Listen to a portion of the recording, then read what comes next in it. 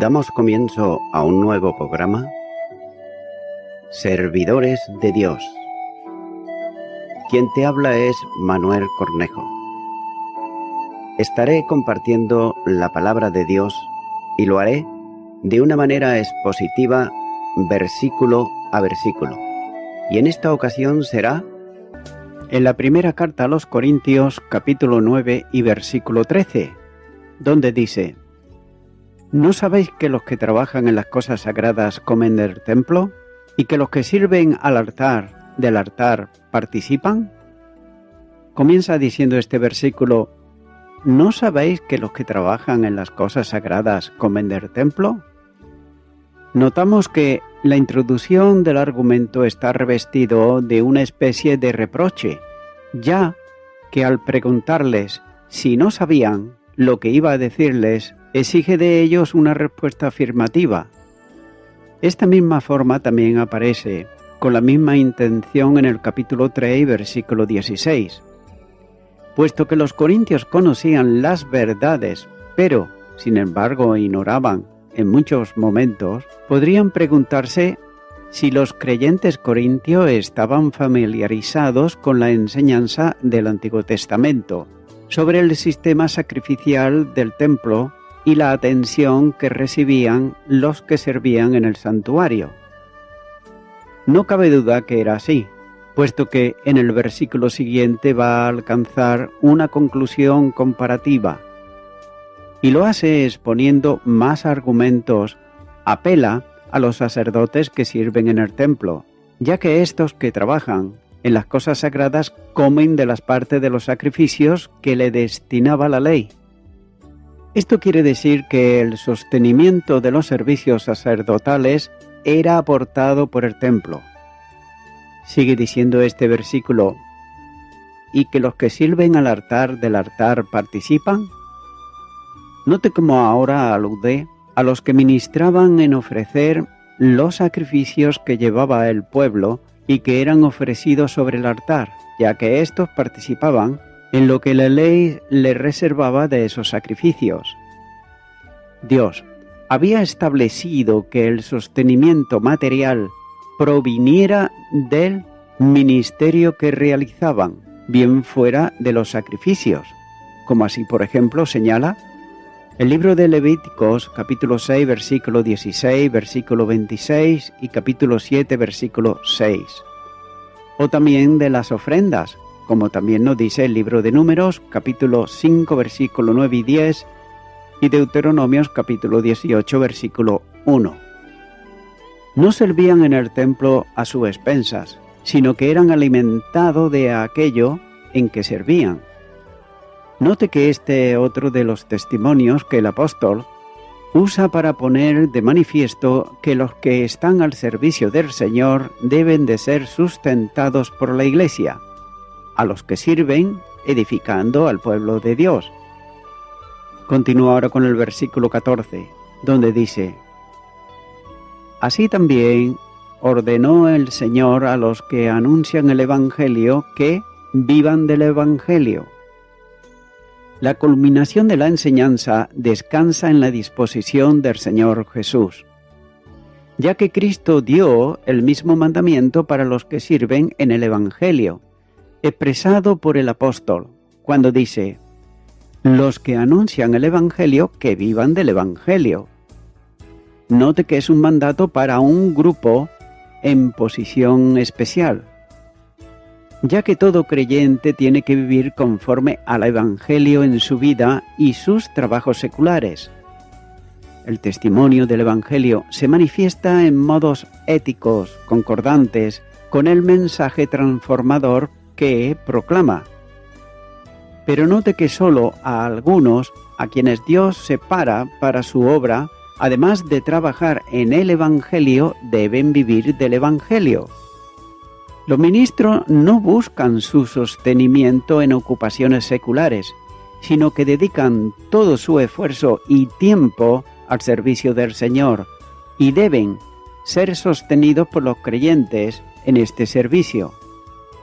Las palabras de Jesús están recogidas en los Sinópticos, cuando dice: No os proveáis de oro ni plata ni cobre en vuestros cintos, ni de alforja para el camino, ni de 2 túnicas, ni de calzado, ni de bordón, porque el obrero es digno de su salario.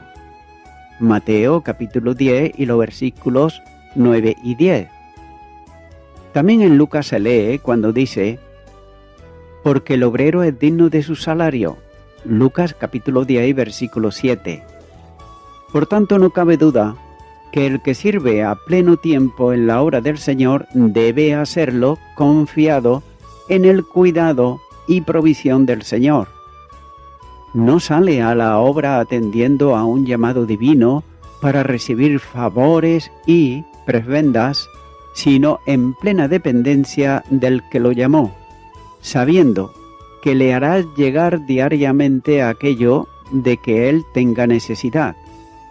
Sin embargo, no hay razón para entender que Cristo prohíbe la provisión de recursos para los que le sirven. La verdadera madurez espiritual en el campo del servicio se expresa en la palabra del apóstol, cuando dice, he aprendido a contentarme, cualquiera que sea mi situación. Sé vivir humildemente y sé tener abundancia. En todo y por todo estoy enseñado, así para estar saciado como para tener hambre, así para tener abundancia como para padecer necesidad. Filipenses capítulo 4 y los versículos 11 al 13. En todos los tiempos, los que fueron llamados por Dios a su servicio, ellos fueron sustentados por Él. Y un ejemplo de esto está en la vida del profeta Elías, cuando tuvo que huir de persecuciones de sus enemigos, ya que Dios abrió la tierra para que en sus cuevas pudiera descansar tranquilo, para que el agua que necesitaba, el arroyo hizo provisión. La comida le era servida puntualmente por un cuervo que le hacía llegar pan y carne. Sorprendentemente, le daba lo que es su comida habitual. Y cuando ya no corría el agua del arroyo, ni venía el cuervo con la carne, el Señor lo envió a una viuda para que lo alimentase, haciendo la provisión necesaria tanto para él como para ella y su hijo. Primer libro de Reyes, capítulo 17, los versículos 2 al 16, ahí lo tenemos. Tampoco debe de olvidarse que uno de los nombres de Dios en el Antiguo Testamento es Yahweh Yireh, es decir, Jehová proveerá.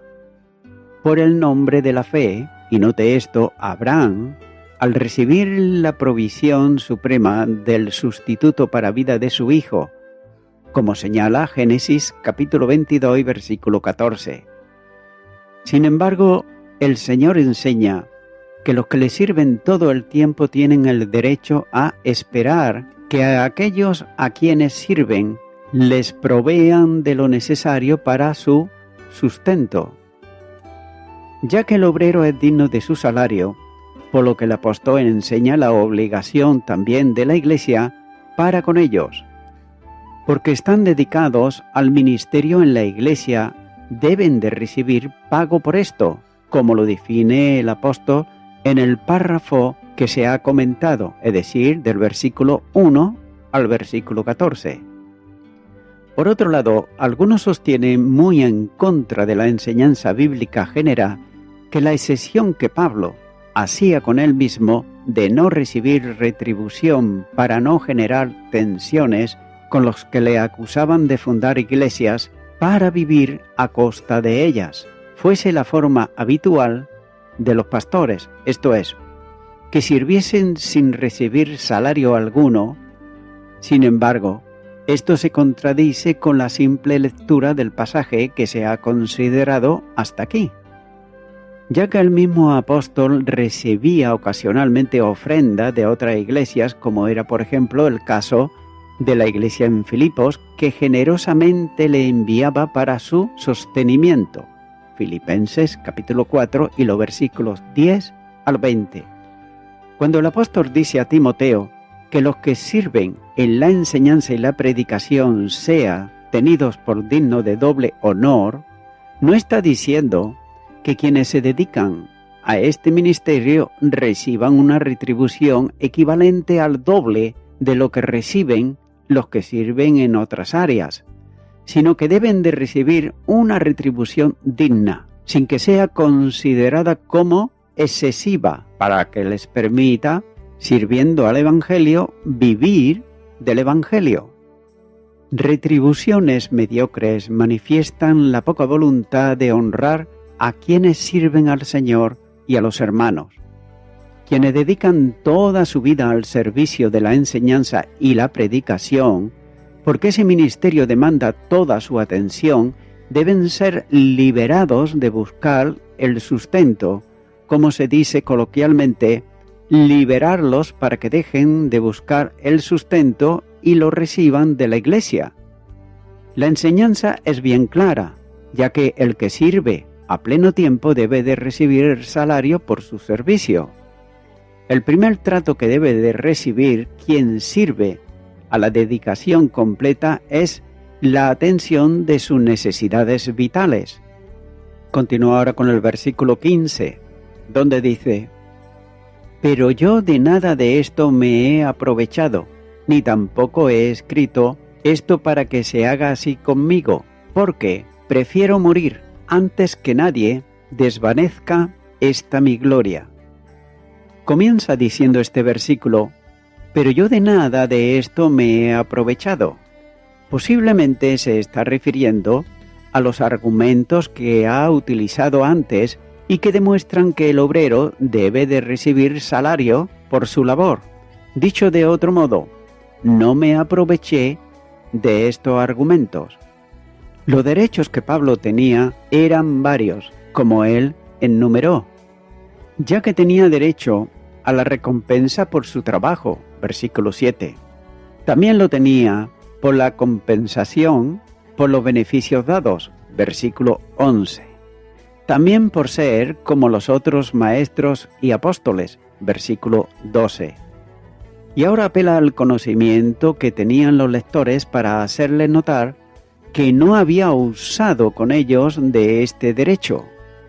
Continúa diciendo este versículo: «Ni tampoco he recibido esto para que se haga así conmigo». Pero note que tampoco les estaba escribiendo y recordándoles esto, para que rectificasen y le atendiesen en lo sucesivo, como la Escritura y el Señor establecía.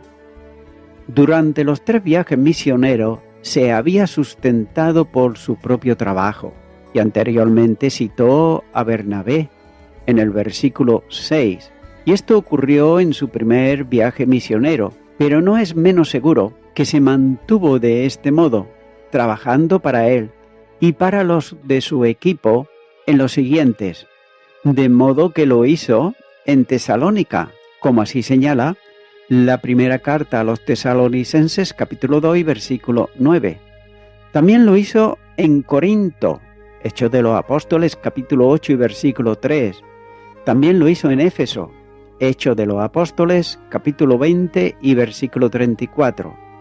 Ahora bien, no esperaba nada de ellos ni quería recibir recurso alguno. Es por eso que no escribía lo que antecede para sacar provecho. Es posible que algunos de los enemigos del apóstol pudieran tomar el párrafo anterior para acusarle de tratar de lograr de los corintios lo que hasta entonces no había conseguido, y que su intención era recordarles que debían pagar lo que había hecho entre ellos durante el tiempo de su estancia en Corinto.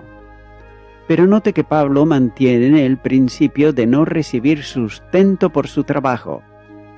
No le interesaba buscar su provecho, sino el del Evangelio. Sin embargo, no por eso deja de ser cierto que quien sirve en el Evangelio debe vivir de él. Sigue diciendo este versículo: «Porque prefiero morir antes que nadie desvanezca esta mi gloria». Pablo, en forma muy emotiva, indica a los lectores que prefería morir antes de renunciar al objeto de gloria, que es el significado más preciso del sustantivo más que gloria personal, y se está refiriendo a la razón que tenía como motivo de gloria. Note que esa gloria, a la que prefiere morir, que renunciar tenía que ver con predicar el Evangelio gratuitamente, con evitar también que sirviera de tropiezo a otros por las críticas de sus enemigos, como señala el versículo 12, y que la gloria de la dependencia absoluta del Señor le permitiera seguir esperando de Él la provisión para cada necesidad. Continúa ahora con el versículo 16, donde dice: pues si anuncio el Evangelio no tengo por qué gloriarme, porque me es impuesta necesidad, y ay de mí si no anunciaré el Evangelio. Comienza diciendo este versículo: pues si anuncio el Evangelio no tengo por qué gloriarme. Desde la posición de siervo anuncia el Evangelio y no es motivo de gloria personal. Era sencillamente un acto de obediencia a una acción soberana de Dios que le había llamado, salvado y encomendado esa misión, como señala Hechos de los Apóstoles capítulo 9 y versículo 15. Además, se consideraba como deudor a todos, de modo que para cumplir la deuda tenía que predicar el Evangelio. Por esa razón decía: a griegos y a no griegos, a sabios y a no sabios, soy deudor. Romanos capítulo 1 y versículo 14. Ya que la evangelización para él era como si se tratara de una obligación por una deuda contraída. Él sentía profundamente esa obligación como impuesta, que tenía que cumplir. Evangelizar era para él una necesidad que le hacía sentir el profundo deber de llevar a cabo la misión. Sigue diciendo este versículo: porque me es impuesta necesidad. Jesús lo había llamado a predicar. Note lo que dice Hechos de los Apóstoles capítulo 9 y versículo 6. Él, temblando y temeroso, dijo: Señor, ¿qué quieres que yo haga?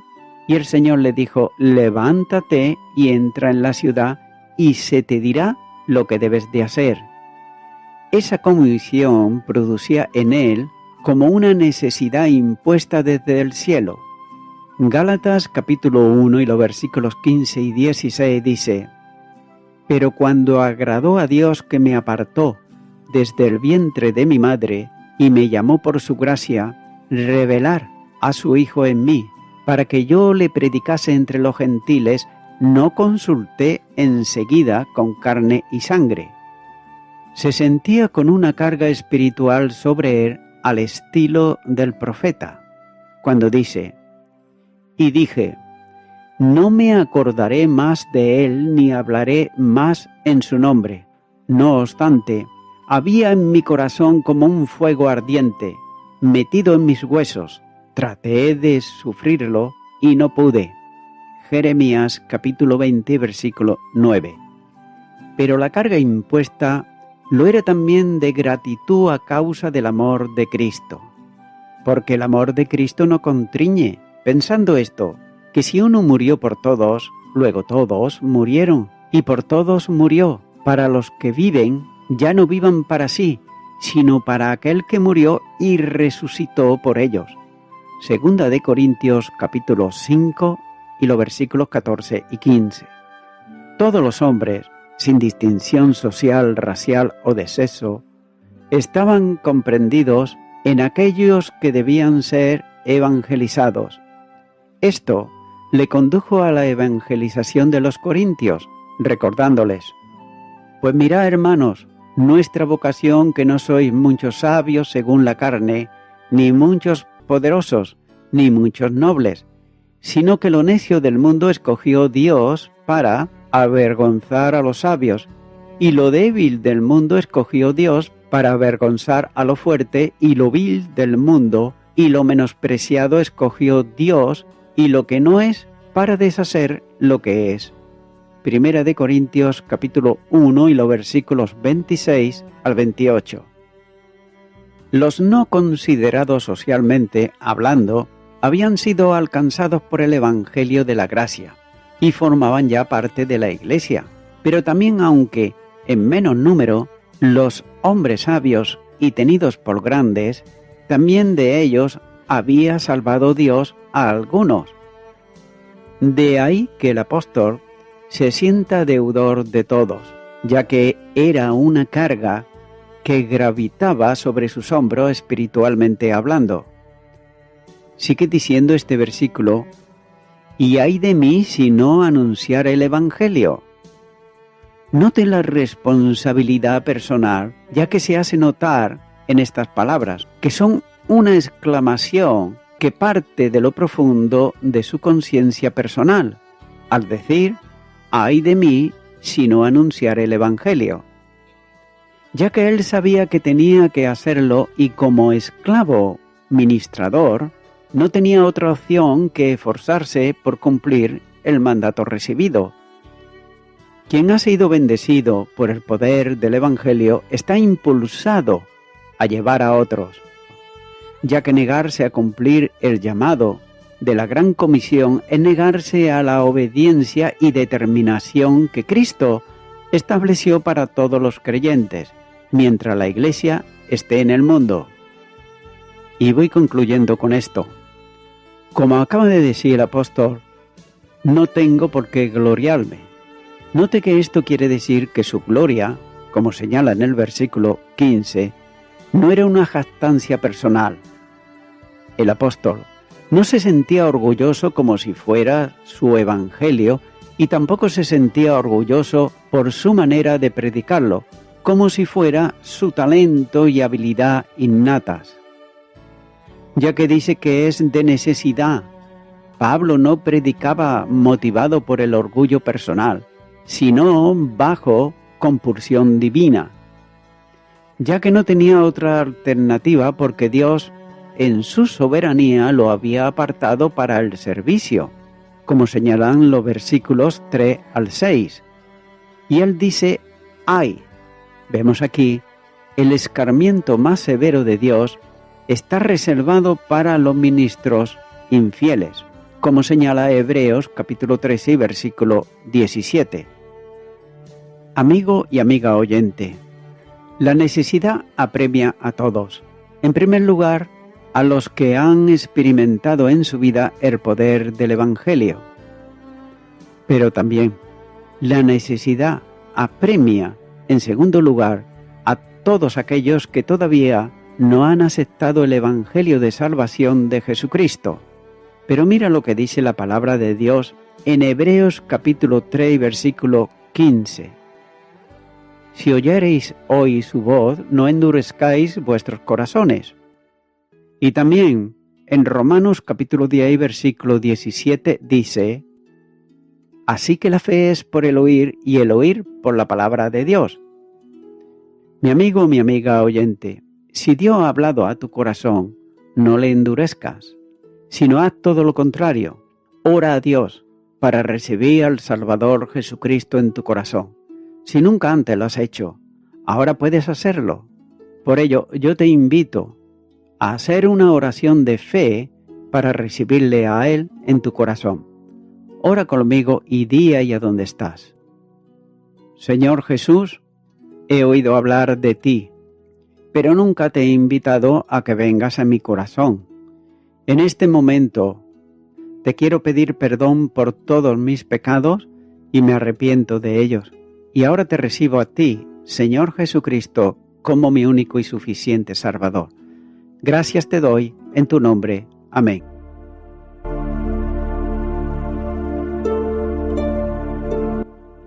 Amigo y amiga oyente, si tú has hecho esta oración de corazón, te recomiendo que comiences a orar a Dios, en primer lugar, en el nombre del Señor Jesucristo.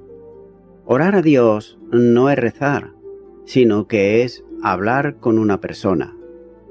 También te recomiendo que leas la palabra de Dios y lo hagas a diario. Comienza, por ejemplo, con el Nuevo Testamento. Y también, por último, te recomiendo que para que puedas crecer espiritualmente, te congregues en una iglesia cristiano-evangélica, donde se predique se enseñe y se practique la sana doctrina y la palabra de Dios.